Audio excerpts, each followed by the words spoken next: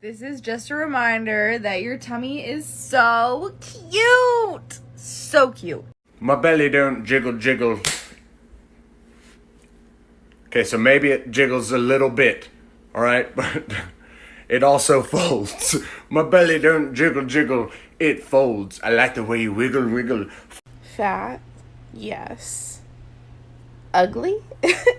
Absolutely fucking not.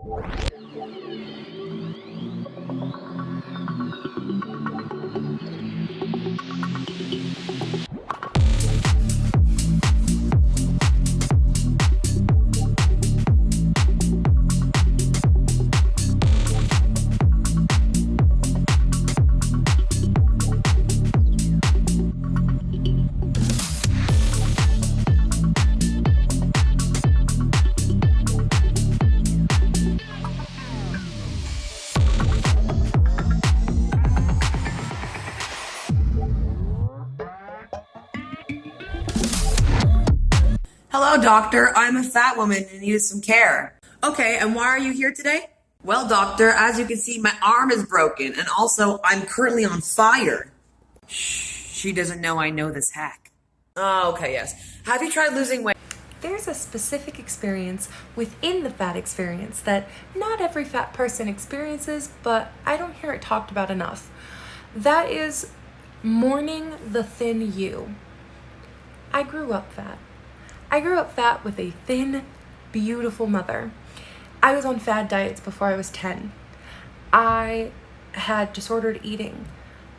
There was this idea in my head of thin me, of waking up one day and just being skinny, or even weird fantasies of like, oh, I got shot in the stomach and the doctors just had to give me liposuction. Weird stuff like that growing up. And I used to struggle really hard, be like, why can't I look like other people? Why can't I get my body to look like pretty girls? I really had to kill that idea. I had to mourn it. I had to accept that they were there and then move past it. And of course you're gonna call me fatphobic. I have no irrational fear of people who are fat. Fat phobia isn't the irrational fear of fat people. It's the irrational fear of becoming fat. Because you know how society treats us, and you're treating us that way. You can frame it as self-love and blah, blah, blah, and all the other shit you're saying, but the science doesn't agree with you. The science says that what you are doing is harmful to fat people. I'm truly loving how the fat acceptance movement allows people to grow, because it's not only teaching people that health and body size are not direct corollaries, which is true, but also the bigger point, which is that health is not a requirement for people to be deserving of respect or equality. We hear this issue come up all the time in conversations around fatness where people say things like, well, so long as you're healthy, which is basically to say that if a fat person does not have the privilege of health, then they deserve abuse and discrimination, whereas I, as a healthy fat person, don't, which is just nonsense. Understanding this is important because it's extremely tempting in the face of prejudice to cling to the health that we experience and try to present it as a representation of our moral value in an attempt to try to alleviate some of the pain that fat phobia brings. But when we do that, we are unintentionally, or sometimes intentionally, taking fat people who do not experience health and throwing them under the bus. Here's the Fat Girl Guide to Thanksgiving. This advice can be for any body type, but I'm just speaking from my fat perspective. As we all know, a lot of us meet up with our families during Thanksgiving, and a lot of our family members say stupid shit to us. So if you're someone who has to deal with these shitty comments from family members, here are some ready-to-go sassy responses. If someone says, "Are you sure you want to eat that?" Here are 3 ways you can respond. Number 1, you can say, "Are you sure you're one to speak?" Or you can say, "Are you sure you want to wear that? We both know X isn't your color." And lastly, my absolute favorite response is, "You know what? No, I wasn't sure I wanted to eat this, but you saying that was the encouragement I needed to eat it." Another comment I've gotten during Thanksgiving is, "Have you gained weight?" To which you can respond, "I have, thanks for noticing. Has your hairline receded?" Or you can say, "I have, good to know in your old age, your eyes are still working." Again, if they're gonna come at you, you might as well come at them.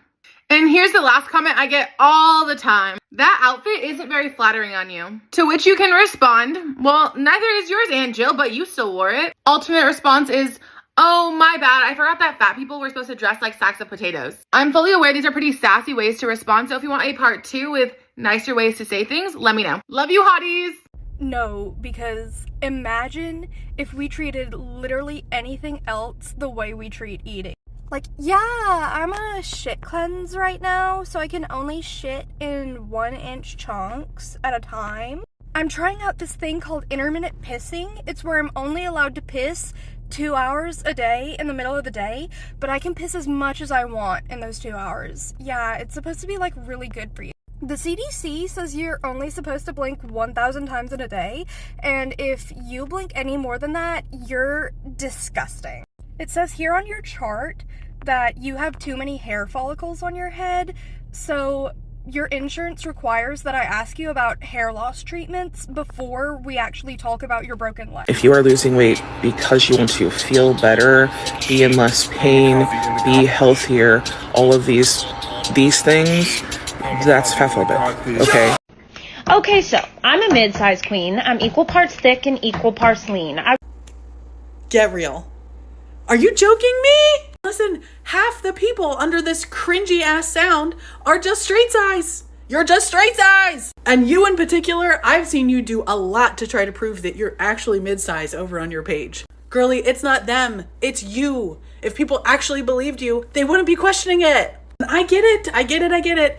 Unrealistic beauty standards have messed with all our heads, and now you think your wide rib cage is something to be ashamed of, so you want to claim this label so you can feel better about your insecurities. Let me tell you this. All of these pretty straight size white girlies who fit most beauty standards, if you want to claim mid-size and you want to claim body positivity for yourselves and make that your identity, great. I better see you all being the loudest ones about fat phobia, because they'll listen to y'all. They don't like to listen to my actually fat plus size ass. They're obese. They're like 4X, 5X, and I'm not trying to be mean. I'm just calling it what it is. Their one is airplanes.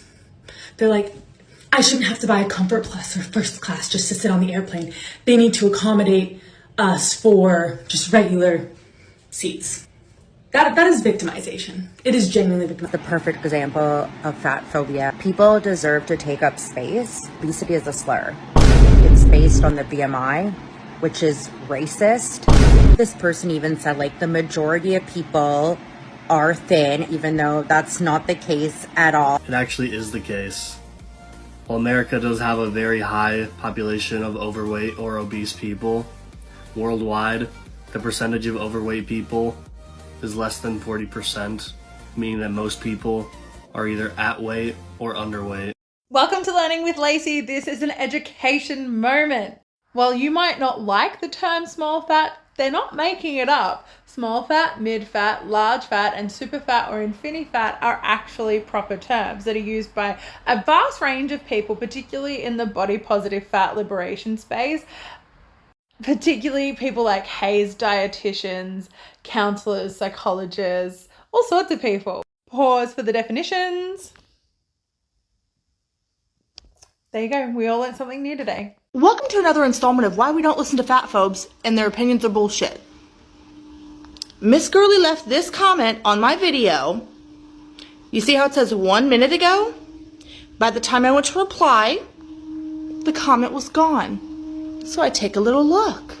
And the same girly is posting stuff like this, and this, and this. And would you look at that?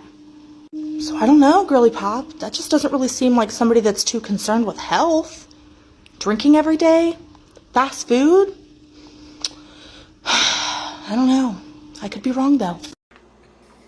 Oh my goodness, I just have to tell you, you look gorgeous for... No, just stop right there and leave it at the you look gorgeous.